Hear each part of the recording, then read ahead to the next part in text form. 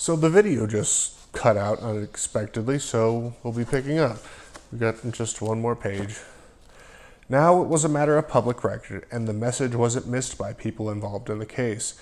In upstate Dannemora prison, David Berkowitz heard it loud and clear, and he began taking a number of people, inmates, and others connected to the prison.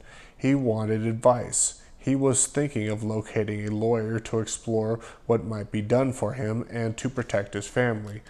Now, too, several reporters voiced written agreement with the conspiracy determination, and information from the public began flowing again. Numerous tips were checked, but most, despite their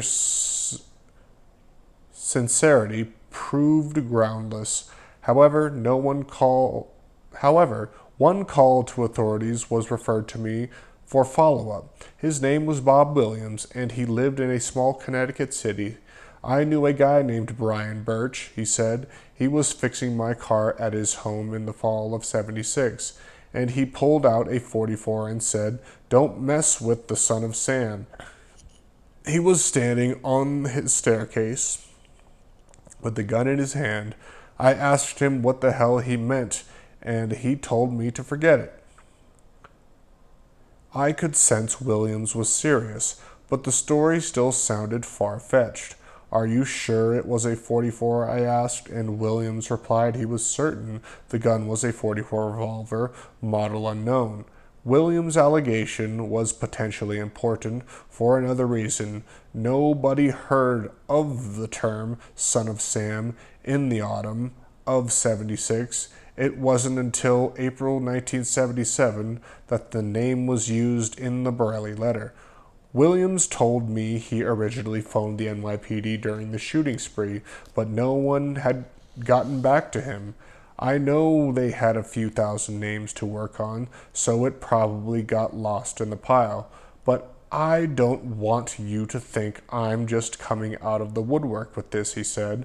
How do you know when this incident with Birch occurred? We were working together at the time. It didn't mean anything to me then, but when I heard about son of Sam later, I called the cops. Can we somehow prove this happened when you did? I don't know. I just know that when he said it, when I later heard about son of Sam, it hit me right away. You don't forget a guy saying something like that and flashing a gun around. Sincere as Williams was, his explanation wasn't good enough. More was needed. You said he was fixing your car. What kind of car was it? That was my Chevelle, a '69, Williams immediately said. How long did you keep that car? I don't recall for certain. I know I got rid of it and bought a '77 Volare, the car I'm driving now. Did you buy the Volare when it was new? Yes. I asked Williams to check his paperwork on the vehicle purchase. In 30 minutes, he called me back. I bought the Volare in November '76. I have the material right here. Then if Birch fixed your Chevelle and made that son of Sam comment and waved the .44 at the time, it had to be before November '76. Jesus, yes. Williams was elated, and his statement was forwarded to the district attorney.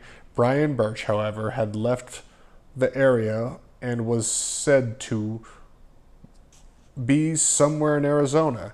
He hasn't been found. Birch, although he didn't resemble the Moskowitz Violante gunman, was a hospital worker.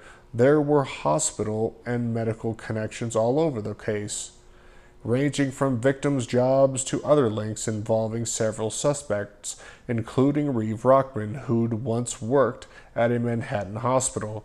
The connections were too many to be dismissed as coincidental, and more would soon surface. Williams also said that Birch was friendly with another man named Chet Brown, a former Bronx resident who moved to Connecticut.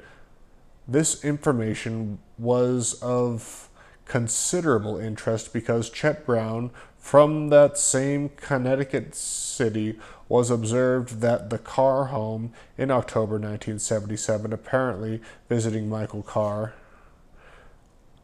I'd copied his license number at the time, and it had been in my file for years that Chet Brown and one Williams knew also had the same middle initial. This information was forwarded to Queens as well.